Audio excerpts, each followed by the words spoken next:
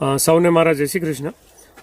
હું Kanjibhai Patel, Balram agro seeds and fertiliser Botad.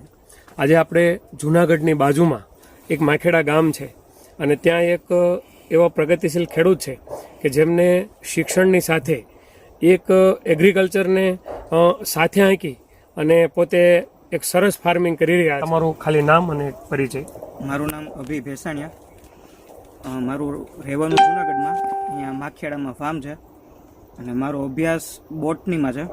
અત્યારે મેં યુપીએસસીની એટેમ્પ્ટ આપેલા. આમાં તમારી પ્રોડક્ટ યુઝ કરી છે એ બારામાં મારે તમને જણાવું હતું.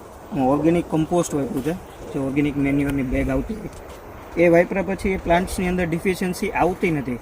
સીડલિંગ સ્ટેજથી જે ડિફિશિયન્સી આવતી હોય, ઝીંકની આવતી હોય છે, ઘણી વખત કોઈ ચૂસિયા પ્રકારની જીવનો અટેક એ જ સ્ટેજમાં થઈ જાય છે.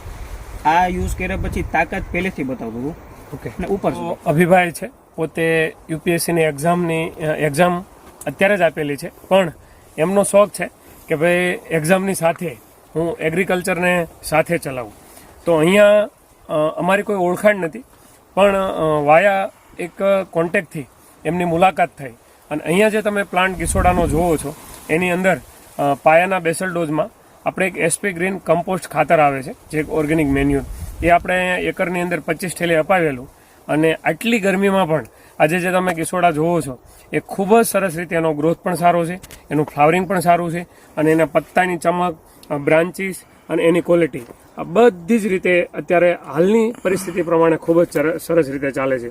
એ સિવાય અભિભાઈનું કહેવું એવું છે કે રેગ્યુલરમાં જ્યારે આ ખાતર વાપરતા નહોતા ત્યારે શરૂઆતની અવસ્થામાં ચૂસ્યા પ્રકારની જીવાત આવતી અને તેમજ ન્યુટ્રિશન ડેફિશિયન્સી રહેતી.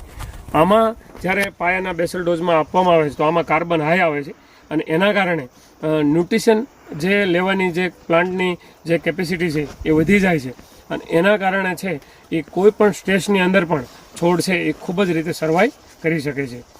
બીજી એક મહત્ત્વની વાત છે કે ઘણા બધા યુવાન છે એ લોકોને એવું હોય કે આપણે એક્ઝામ આપતા હોય અને એક્ઝામ આપવાથી ઘણીવાર ફેલિયર થતા હોય અને ઘણીવાર કોઈ રસ્તો ન હોય, તો તમે અભિભાઈના એક ઉદાહરણ તરીકે એવું સમજો કે જ્યારે તમે કોઈ એક્ઝામ આપો છો અને ક્યારેય તમને સાઈડમાં ઓપ્શન નથી રહેતો, પણ આવી રીતે જો તમે પરીક્ષાની તૈયારી કરી અને પરીક્ષા સાથે મહેનત તો પણ તમારી પાસે બિઝનેસનો ઓપ્શન રહેશે.